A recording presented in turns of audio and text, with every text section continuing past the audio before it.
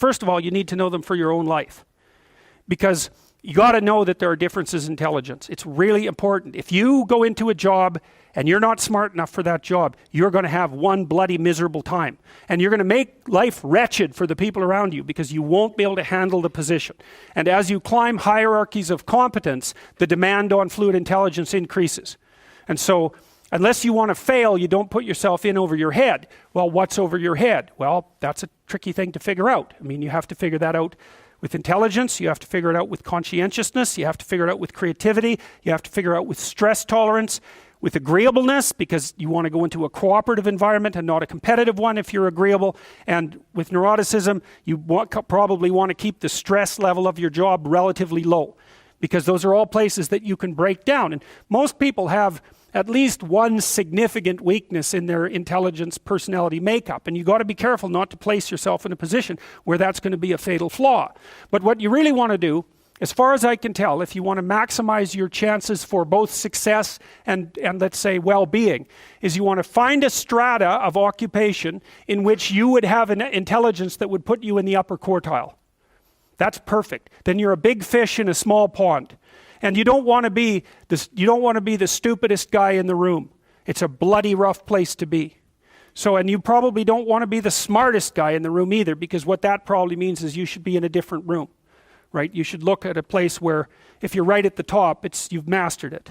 It's time to go somewhere where you're a little lower so that you've got something to climb up for. So, and if you're not hyper conscientious, for example, you're probably not going to want a job that you have to work 70 hours a week at, because you're just not wired up that way. You'd rather have some leisure, and like, more power to you. If that's how you're wired up, there's nothing wrong with having some leisure.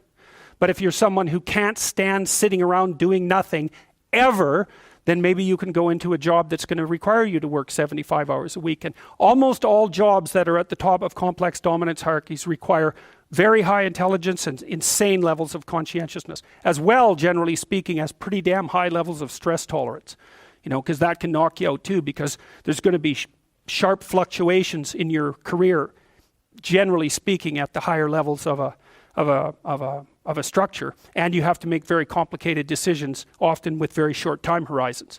So you have to decide if that's what you want. So, okay, so how smart do you have to be different things in life? Well, if you have an IQ of 116 to 130, which is 85th percentile and above, so it's one person in 8 up to one person in 130, I believe is 85, 90, 95, is it 95? I think it's 95. One person in 8 to one person in 20. Then you can be an attorney, a research analyst, an editor, an advertising manager, a chemist, an engineer, an executive manager, etc. Now, that's not the high end for IQ, by the way. That it can go up, well, it can go up indefinitely, although there's fewer and fewer people as it goes up. So if you want to be the best at what you're doing, bar none, then having an IQ of above 145 is a necessity, and maybe you're pushing 160 in some situations, and maybe that's making you one person in 10,000 or even one person in 100,000. And then also, to really be good at it, you probably have to be reasonably stress tolerant and also somewhat conscientious. So people, and you think, well, why is it that smart people are at the top of dominance hierarchies? And the answer to that, in part, is because they get there first, right? I mean, everything's a race, roughly speaking, and the faster you are, the more likely you are to be at the forefront of the pack. And intelligence, in large part, is speed. That's not all of it is. So if you're moving towards something difficult rapidly, the faster people are going to get there first. So IQ of 110 to 115, so that's 85th to 73rd to 85th percentile. Copywriter, accountant, manager, sales analyst, general manager, purchasing agent, registered nurse, sales account executive. If you look at universities, the smartest people they're above this. Who are the smartest people at university? What do you think? Mathematicians, physicists and mathematicians, right. I could tell you who's on the other end, but I won't. Yeah, I'd like to though. Anyways, okay. Going down now 103 to 108 is slightly above average, right? 60th to 70th percentile. Store manager, bookkeeper, credit clerk, lab tester, general sales, telephone sales, accounting clerk, computer operator, customer service rep, technician, clerk, typist. So you see at this level, people have some technical skill and some ability to deal with complex things. Okay, that's dead average. 100 is average. Dispatcher in a general office, police patrol officer, receptionist, cashier, general clerical, inside sales clerk, meter reader, printer, teller, data entry, electrical helper. 95th to 98. Machinist, food department manager, quality control checker, security guard, unskilled labor, maintenance, arc welder, die setter, mechanic. Good IQ range for relatively qualified tradespeople. 87 to 93. Messenger, factory production worker, assembler, food service worker, nurse's aide, warehouseman, custodian, janitor, material handler, packer. Now, what you're starting to see is that as you move down the hierarchy, the jobs get simpler. They're more likely to be assigned by other people, or they're repetitive. Because what IQ predicts to some degree is how rapidly you can learn something, but once you've learned it, it doesn't predict necessarily how well you do at it. And so the more repetitive jobs people with lower IQs are more suited to more repetitive jobs. Under 87, is there something? Well, no. Right. That's a big problem. And it's something our society has not addressed at all. Jobs for people with IQs of less than 85 are very, very rare. So what the hell are those people supposed to do? It's 15% of the population. What are they supposed to do? Well, we better figure it out, because one of the things that's happening too is that as the high IQ tech geeks get a hold of the world, the demand for cognitive power is increasing, not decreasing, right? You want to be a teller? Well, those checkout machines, they're not so simple. You want to work at McDonald's? You think that's a simple job? You don't see robots working at McDonald's.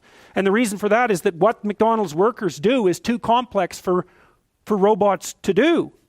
So this is a discussion that no one wants to have, but that's okay. It's still a problem, and it has to be dealt with. So the U.S. government, I think I told you this at one point already, it's illegal to induct anyone into the U.S. Army if they have an IQ of less than 83, right? It's about 10% of the population. Because the U.S. Army, and they've been doing IQ testing since IQ testing began, because they want everybody they can possibly get into the Army, because in peacetime, they use it as a way of moving people up the socioeconomic ladder, and in wartime, well, obviously, you need as many soldiers as you can get your hands on. And so you're not going to be any pickier than you have to be. So when the U.S. Army says it's illegal to induct anybody into the armed forces if they have an IQ of less than 83, then you know that they've done it for absolute necessity. Right? And when people have made a finding that contradicts what they want to hear, and they're doing it out of absolute necessity, you can be reasonably true that it's one of those facts that just won't bloody well go away. And so you might think, well, if there's nothing for someone with an IQ of less than 83 to do in the Army, what makes you think that there's something that they can do in the general population? And then the issue is, because the conservatives will say, well, they should just work harder. It's like, sorry, that ain't going to fly. And the liberals will say, well, there's no difference between people anyhow, and you can just train people to do everything. And that's wrong. So they're both wrong, and they're seriously wrong. And the fact that neither side of the political perspective will take a good, cold, hard look at this problem means that we're going to increasingly have a structural problem in our societies, because we're complexifying everything so rapidly that you can't find employment unless you're intelligent. You guys are really going to face this, Lawyers are disappearing like mad. And the reason for that is, you can look it up online. Increasingly, you can do things yourself if you're smart. And so, the working class people have been wiped out pretty nicely over the last 30 years by automation and various other things. It's the low end of the white collar class that's coming up next. So I'm not saying that lawyers are in the low end, but low end lawyers are in the low end of the white collar class. So there's still going to be plenty of positions for people who are creative and fast on their feet and super smart. In fact, those people are going to have all the money, and that's already happening to a great degree.